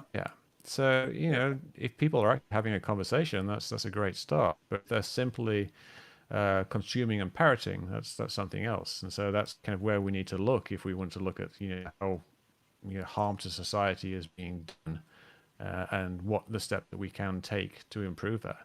And I think it's a very complicated and difficult question. Something that was done starting around 2016 was that YouTube and Google started to downplay conspiracy content on the site. They actually started putting it lower on the search results, and eventually it's kind of entirely hidden. It was kind of a gradual thing, but now if you went on YouTube in 2015 and you searched for chemtrails, you get loads of trail documentaries and videos of people pointing at the sky and people doing things with crystals and chemtrails and things like that. Do it now, you get like a page of news stories about how chemtrails are nonsense and debunking articles and all things like that. You just can't find that old content anymore, so it's been removed, which has been a good thing. in one way, in that a lot more people are not just kind of accidentally finding a video and then watching it and then falling in a rabbit hole. But it's also changed the dynamic considerably in that it's pushed things underground. Like now, all the chemtrail videos are on Rumble. If you go to Rumble and you search for chemtrails, you don't have any debunking videos. You just find like the more outrageous claims about geoengineering and people spraying nanobots, things like that. So it's moved to a much smaller platform, but it's kind of like more focused. So things have changed. This is something I just finished the second draft of my book, Escaping the Rabbit Hole, and part of the update there is that conspiracies now are a lot more dynamic than they were 5 years ago. Things change very, very rapidly. Like the QAnon conspiracy theory, got something new is happening every day. The vaccine stuff, there's always new stuff coming out. New claims are being made about how the vaccine contains microchips, or the vaccine has these nanobots in it, or more straightforward claim that the vaccine just the spike proteins are going to kill you later, things like that. It's constantly evolving. It makes it very, very difficult to deal with. So there's a major challenge there that I don't think we've really come to grips with yet. I like that you brought up the chemtrails, because I find it so interesting that is, if I remember correctly, how you sort of made your name initially in the debunking realm. And I'd love to sort of hear how you went from retiring young and quite wealthy, and then got interested in even looking at chemtrails, and how that got on your radar, and what process you went through to sort of like figure out what was happening there. Yeah, well, that's kind of interesting. Like, my background is I'm a computer game programmer, so all this math and stuff. But the other thing that I know is how to debug code. Now, when you're a programmer, a lot of the time, if all the time, when you first write code, it doesn't work. It doesn't do what you expect it to do. And there's various techniques you can do to make that less likely, but at some point you're going to have to debug it. You have to figure out why is it not working. So you've got to basically investigate what's going on. And I remember when I was back in the video game industry, we were sometimes these bugs that wouldn't happen very often. And it was very difficult to replicate them on my machine. Like a tester would tell me it happened, and it's very difficult to replicate. And sometimes you'd be tempted to think like, oh, maybe he's got a flaky machine or something like that, or maybe he's close to the microwave and that's causing his machine to glitch. That's what's causing it. You start to towards magical thinking, but that doesn't do you well in the long run, because the game still has bugs in it if you just ignore them. So you've really got to learn to drill down to the root level, find the root cause of exactly what's happening, and fix that thing. And so that, over 20 years or so I was in the game industry, that's something I got very good at. And so when I see an issue or a puzzle or a question, my inclination is to take a deep dive into that and figure out exactly what's going on. So with chemtrails, I saw on Wikipedia, I think, I saw a Wikipedia article about this chemtrail conspiracy theory, and I saw the claims that people were making about contrails should not persist and things like that. And so my inclination was to just go in and figure out exactly what they were saying and exactly what the science should have been with contrails. And so I started a website called Contrail Science, explaining that science. And I enjoyed doing it. I enjoyed figuring stuff out. I'm getting an echo here from somebody. Is anybody else hearing that? Lewis. Okay. Oh, I think it's gone. Okay. Yeah, I heard a little echo too. It's the ghost. Okay. Yeah, so that's kind of puzzle solver type thing from contrails translated very naturally over to UFO. And I would use my debugging skills debunking. It's the same type of thing. You want to investigate some weird thing that is happening and try to figure out exactly what caused it. And some of the stuff I do is almost identical to what I was doing in the Tony Hawk skateboarding games. Yeah, sometimes you'd be skating along in Tony Hawk and you'd fly through a wall. So you have to, kind of do a 3D view of what was going on, where are the vectors and where are the little vision tests, and what polygon I'm touching. And I do the same type of thing with UFOs. I build 3D models and I fly around them and I look at them and see what's going on in this particular location. It's the same type of thing. So, that's kind of background in video game programming was directly relevant to the debunking for both chemtrails and UFO.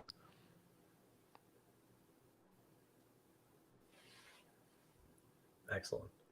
I think that your video showing that the gimbal is capable fully of being a generic object has really changed the conversation fundamentally around UFOs, because that has always been so centralized. And have you noticed that consequence in the broader community yourself? What's been your experience with creating and like putting that out there? Because it's been so monumental to see from the outside. Yeah, I think it's hard to judge the impact of something like that on the community as a whole, but I've certainly seen individual people tell me that either that video or other videos like it has been kind of pivotal in changing their perception of the whole UFO scene, phenomena, situation. And that's, it's when you see that, some piece of evidence that was put forward as being highly anomalous doesn't have the what people said it had, it makes you think. And if it happens with several different things, it makes you think even more. And eventually, people are going to be, well, there's no smoke without fire, but there isn't really any smoke here. So, what's actually going on? What am I actually believing in?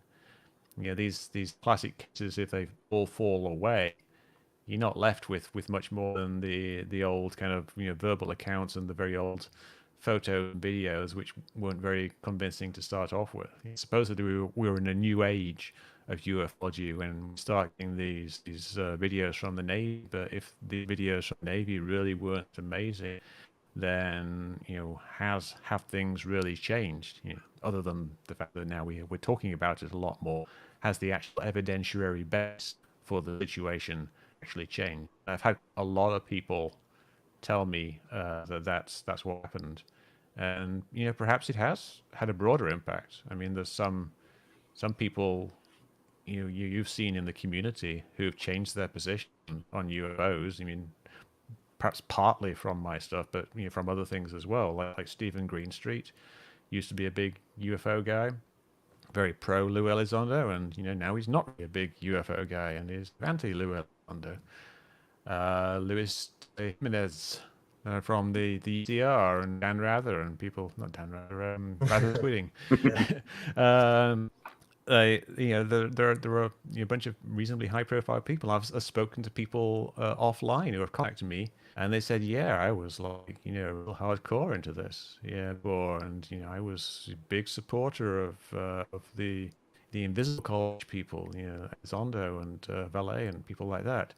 And they've become disillusioned, which sounds like a bad thing, but if you're disillusioned of something that's true, then that's a good thing. So yeah, things have changed, but then also way more people now believe that UFO aliens than they did before the New York Times. So things have changed for individuals, but for the broader population, I think UFOs are more in the forefront of their mind, their beliefs, than they were before. So it's a variable situation.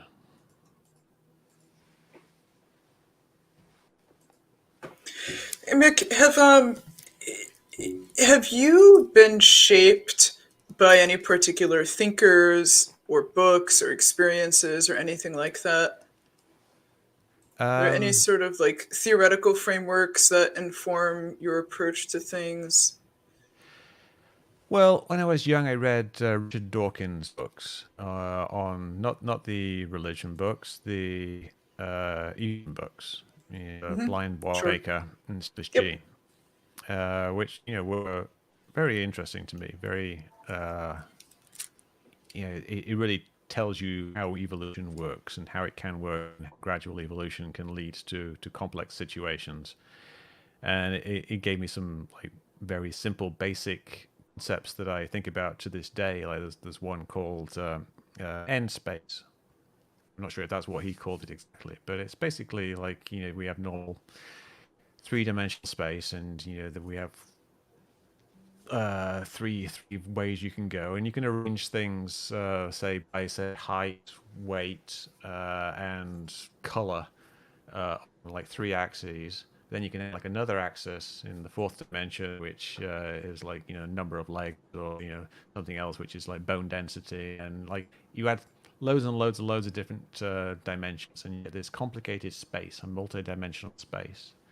And any particular animal can be expressed as simply a point space, because it's just a set of numbers. It's got like these different axes is one number that makes up this animal.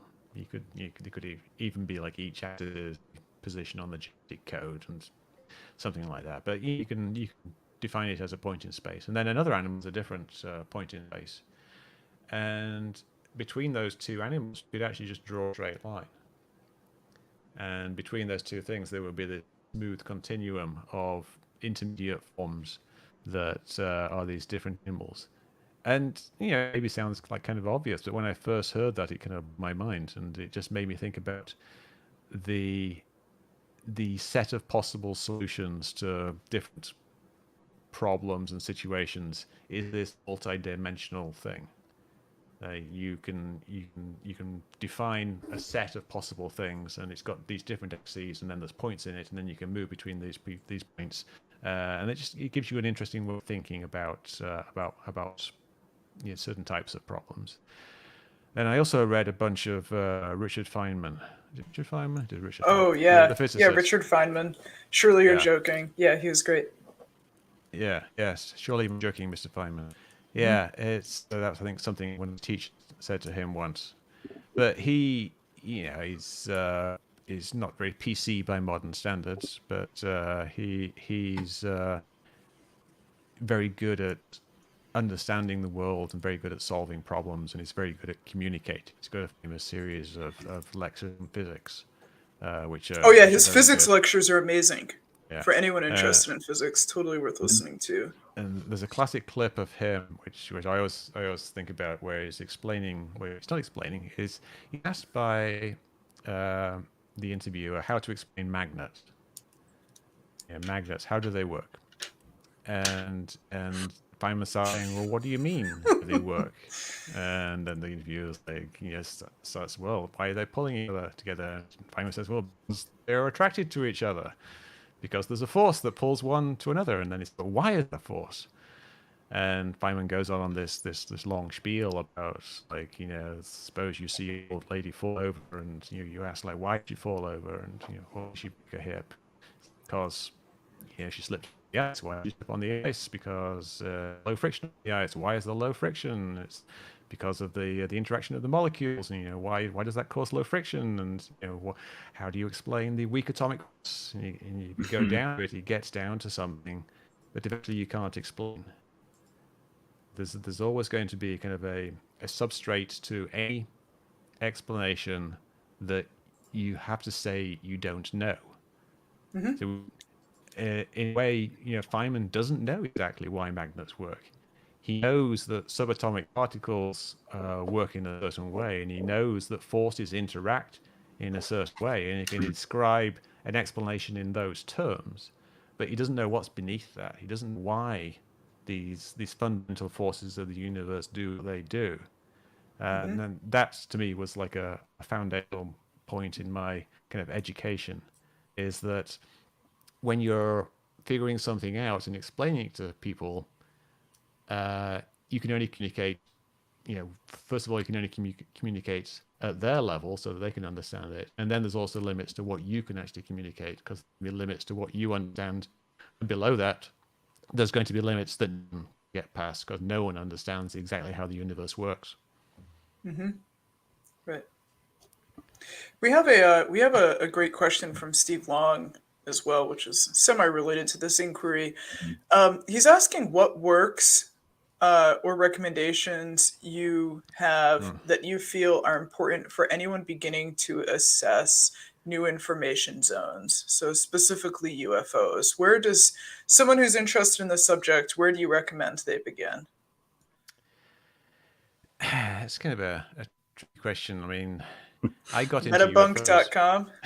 No, I wouldn't. I mean, someone mentioned Alan Henry, I think, and he has a great book called The UFO Handbook.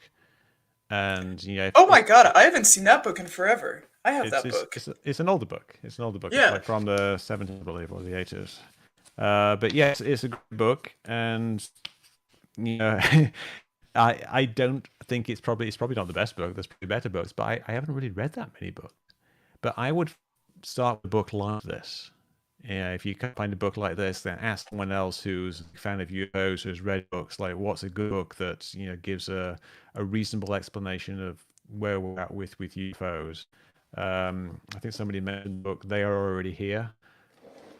There's a bunch of different takes on ufology as well. The more nuts and bolts takes. There's the sociological takes.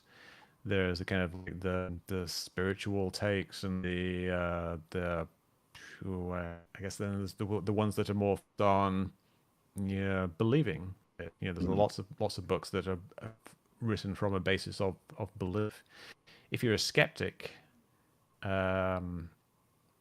I say, this is the book I would recommend, but it's 50 years old, so there must be a better book, and I invite other people to let me know what that book is. Mm-hmm. Great, thank Maybe you. I should write it. Maybe I should write a book on UFOs. You should. Yeah. And then you can come back on the podcast and plug it. Well, in 2 years' time. That's fine. We'll still be doing this every Wednesday night, man. I think that getting into it, I think a really important thing to keep in mind is that standards of evidence are very important. I mean, do you have like your own version of Sagan's baloney detection kit, or like how do you? I don't. It's interesting. Like I know there are a bunch of I have Sagan's book on my bookshelf over there, so I don't know where it is. But I know that there are these formal ways that people have of assessing evidence, and I don't do that. And I have a website called cowboyprogramming.com, which is my old game programming website, and it's called Cowboy Programming because I utilize an ad hoc approach to programming, and because I'm kind of largely self-taught, even though I read a lot, but I'm not a big fan of formal methodology when it comes to solving problems, and maybe I should be. I do have one book that I like. Let me just grab it real quick. Which is this book here. It is How to Solve It by G. Polya. Another old book. It's a very old book. It used to belong to my grandfather, this book. It's still got it was 13 shillings is the price on the front of the book. Wow. But it's a book it lays out a methodology for solving mathematical problems. And the reason I like it is that it's really short. Not just the book itself is really short, but the methodology is just basically this two-page chart. Yeah. And it's just a list of things to do. And this thing is, define the unknown and draw a diagram, which is just such wonderful advice. Draw a diagram. So the advice I would give any UFO investigator: draw a diagram. Why didn't Fravor draw a diagram? Anyway, aside. Then the second thing is like, have you seen this before? And have you seen this before is like 80% of what I do. People will show me something and I've seen it before and I know what it is. So that's something that you can't really teach that as the methodology to a new UFO investigator if they haven't already solved a whole bunch of UFO cases. So you could teach them a bunch of things. You got like lists of things, but they don't really make sense who are already experienced. in the art. So it's a kind of a chicken and the egg thing. You're teaching people methodology. But yeah, it's I would recommend this book. Do a version of it, how to solve it for computer programming. But it's that's what I do. I look at problems in a very simple step-by-step way. And if I've seen it before, I apply it. You break down a problem into smaller chunks. It's one of the things it tells you. It's like a 5-step process, literally. Anyway, That's interesting. rambling. That's fine. Yeah, we're on a podcast here. That's pretty much our bread and butter. We're nearly at the top of the hour, right? Did we have any more audience questions for Mick? I don't, but I do have one final question. Again, more driven by personal curiosity than anything. Are there any cases, events, or phenomena that you keep coming back to in terms of things that you think are genuinely mysterious or captivate your attention kind of beyond, I would say, like your reasonable engagement? Not for those reasons. There are cases that I keep back to, but not really because they are weird and inexplicable. The cases that you can't really solve are the one you don't really have enough information. Right. And you're probably not going to be able to get very far with them. But there are other cases where I think we've nearly got enough information, or perhaps we even do have enough information to make some kind of determination. But even though I feel like I perhaps have figured something out, people don't accept it. And what really gets me, what motivates me, is trying to communicate those cases to people, trying to explain to people like why this is the way it is. Now, the gimbal case is a good example. I wrote this quite complicated piece of software that you see in this video. Explains it. I have all the rotations and everything, and I did this long explaining it. And the reason that came about is because of the guy who asked the first question, Marek VR. He was kind of challenging me on my explanation. I had these videos where I had these long sticks. I built this model with a stick and a hinge, and I was showing, rotate from left to right. It rotates like this, and that illustrated the general concept. People didn't really get it, and it didn't really answer exactly what was going on, and you didn't really prove it in any kind of mathematical way. And so I think Marek was asking some questions about, and I said, well, what I really need to do is write a simulation of the entire situation, and that should show it. And so I started doing that, and I spent, I don't know, months part-time doing it, and came up with this very nice illustration, which you then see in video. And that I think was reasonably conclusive in demonstrating that it's not a rotating object, it's a rotating glare. Still, lots of people don't believe it. Even people who present themselves as being like IR experts that will say, oh, no, that's not true. But, I think I've pretty much got that one down. But then you come to like gimbal and go fast. And when you add the wind in to go fast, now it starts to look a little squirrely. We don't know exactly what the situation is there. And so I still plan to come back to that, even though I think it was about a year ago that I started this whole sitrec thing. And I've been working on and off. I've been doing it for the last few months because I've been working on the book.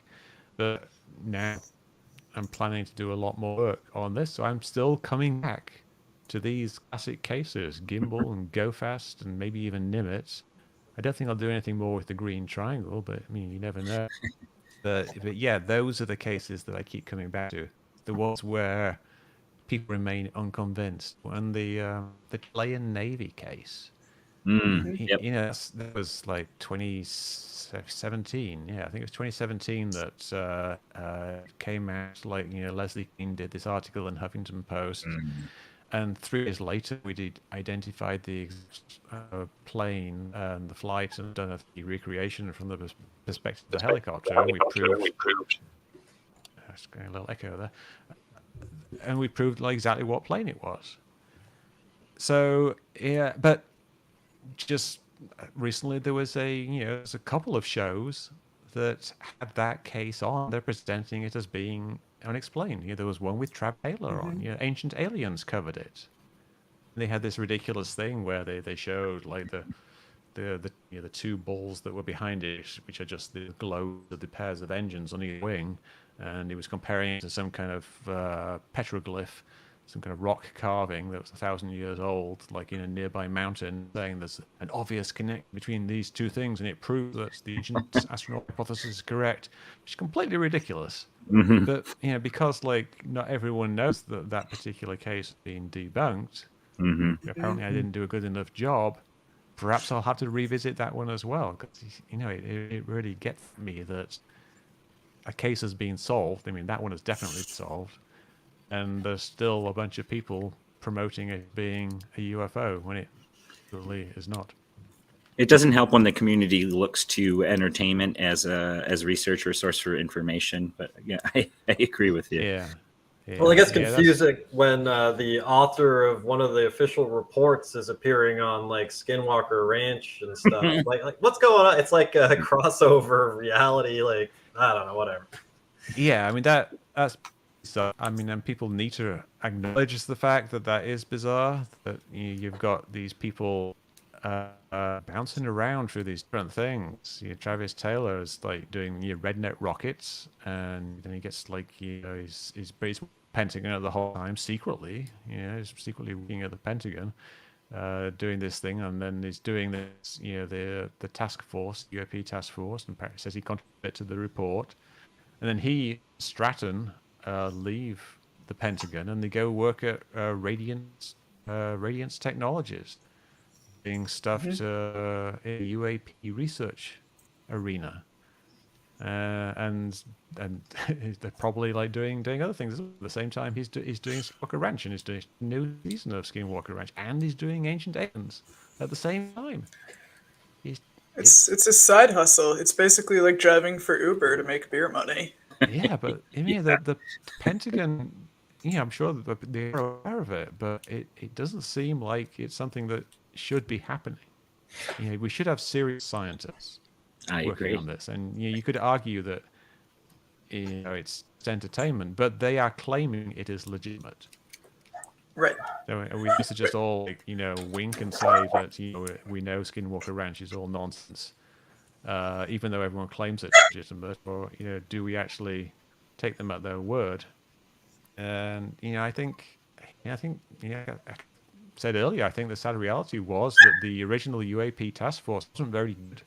The people who were working on the original cases, the original 144 cases, do not have a very good track record. They couldn't solve the Green Pyramid case. They seem to think that it was an actual thing, and they don't seem to have been able to have solved this, characterize this sphere. We don't really know anything about it, but it's not good. Yeah. No. No, it's not. So, on that note, we are approaching the top of the hour. Mick, thank you so much for your generosity this evening, joining us. No, you're very, very welcome. Very interesting. And I apologize if I got a little confrontational with Campbell. Oh, we're grown-ups. You're good. Yeah. I'm sorry. This is good. Happy to talk about it more often, because I think that whole thing is very interesting. I've always been interested in the whole Foo Fighter plasma aspect of it, and maybe we can look into why it's not being more studied by the scientific community. But I'm certainly not poo-pooing it. Before I kick you off the stream, where can we find you? You can find me at Mick West. Just Mick West everywhere, like on Twitter and YouTube and Facebook and the internet. Wonderful. And so mostly you'll find me on twittering on Twitter. But I post on Metabunk, and I occasionally post interesting debunking videos on YouTube. So. Wonderful. Awesome. Well, thanks again, Mick. Yeah. You do incredible work. Thank you so much for coming. Absolutely. It's fantastic. Well, thank you very much. I appreciate that. And I appreciate the chance to get out and talk to people, and I'm always open to talking to people. When my DMs are open on Twitter, so if you want to chat about Slide something, right in. yeah, just get in there, and I might even do you. Beautiful. Awesome. Thanks for Have a coming. nice night, Mick. Thank you. Good night. Bye. All right, Mick Westall. That was Great fun. show. Awesome. That was super fun. Really appreciate sort of his approach. Mhm. This was I think what I enjoyed so much about this conversation, I feel like he got the chance to get into the weeds on a lot of stuff, more so than other conversations I've heard. Right. Yeah, I really enjoyed your questions about psychedelics, because I don't know if I've ever heard Mick comment on that, and I think it like humanizes him a bit. Like he mentioned that he has consumed cannabis. That's kind of interesting. As a cannabis grower, I find that interesting. Yes. I feel like we could hang out now. I wasn't certain of that. You guys aren't beefing. Hey, I wasn't beefing at all. I know. I love it when people challenge me. It's philosophy, law school, man. That's my life. That was good. And That's it's great. nearly my bedtime. All right, Nick, what's Yeah. going on, bud? Right now, nothing. I'm not working on anything. Just hanging out. Yeah, just hanging Playing out. Oregon Trail and that awesome gaming rig right over your shoulder. Oh man, I wish. Yeah. The dream. The dream. Lewis, what's going on, man? What about you? I recently interviewed Vicente Juan Ballester Olmos. I put up a link on Twitter. It's on my website, ufologyiscorrupt.com. Nice. People want to check it out. Campbell, you doing anything? Well, I've got probably around a foot of snow outside that I gotta get on top of. Just like That's also awesome. agreed to shovel a couple of neighbors' driveways too, so I'll be on top of that. Otherwise, just been cleaning up my website a bit. I've been deleting stuff that the skeptics tell me kind of hits them the wrong way, and even if it's cited, I'm trying to streamline it. So I deleted the entire section about the evidence surrounding weaponization in the government, because people don't like that. Even if I'm just saying these are just documents, like we saw, it's I'm saying it if I provide the documents. So it's not helpful. So that's what I've been working on. Cool. Leah, I know you've been really working hard lately, right? Working well in so many dimensions, dude. So when I'm not firefighting Twitter drama, I'm Lewis. I'm muting you, man. I think it was him that was leading to the echo. Yep. So just spending more time and deep dives around this Art Bell project. Actually reached out to a few of his higher profile guests and have some interviews teed up. I'm Awesome. super excited for some on and off the record conversation. Yep, so I have that going on. Some of you are going to hear an official announcement soon, but it sounds like I'm going to be jumping on as a formal co-host on Calling All Beings. Kind of an interesting opportunity to spread my wings a little bit. I've joined them for the last few weeks to talk with Bigfoot hunters and other areas that I have a little bit less familiarity with, but super excited for the opportunity to talk and work with that crowd.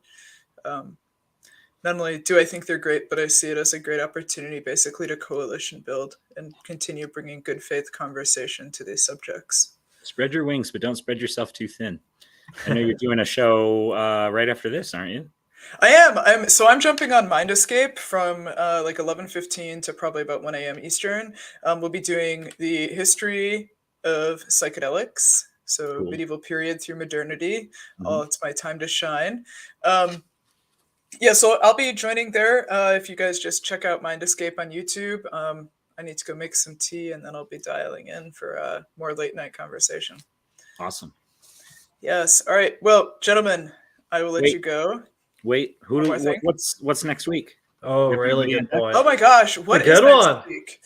Sarah Skulls. So it's Sarah Skulls next week. It is. Cool. It's Sarah Skulls next week, and the week after we have Tom from Estimate of the Situation. He sent over his Nice. comic. I'm super excited with the special. That's the how do you say it? Varginha alien from Brazil. I don't want to try to pronounce it, but yeah, I'm familiar. I don't either. YouTube will put me on a list. Why isn't anybody sending me free comics? But Okay. well, who said it was free, dude? I paid Earth. Oh, dollars did you? for this Okay. bad boy. Oh yeah, I have a personal philosophy where Earth like dollars? if I work with an artist or buy something, I never negotiate. Right, I'm a big believer in supporting people's independent creative works. So Good. this. Not believe in that. And now I don't feel jealous anymore. I haven't read it yet, but I have admired the artwork. It's also super cool because it came in a top secret brown envelope, which Nice. as a marketer, I appreciated that. Very cool. So yeah, so we have him, and then we have Sarah Scholes next week. Awesome. Author of They Are Already Here, which was Mhm. actually Yes. cited by Mick West today. Yeah. So Awesome. super excited. Hope to see everyone here next Wednesday, 9 p.m. Eastern. And you all have better have read that book by next week. Yes. Everyone in the chat. Yes. Homework. Think of it as a book club. Yeah. Wonderful. All right. Well, gentlemen, again, thank you so much for joining this evening. I'll talk to you soon. See ya. Cheers. Cheers.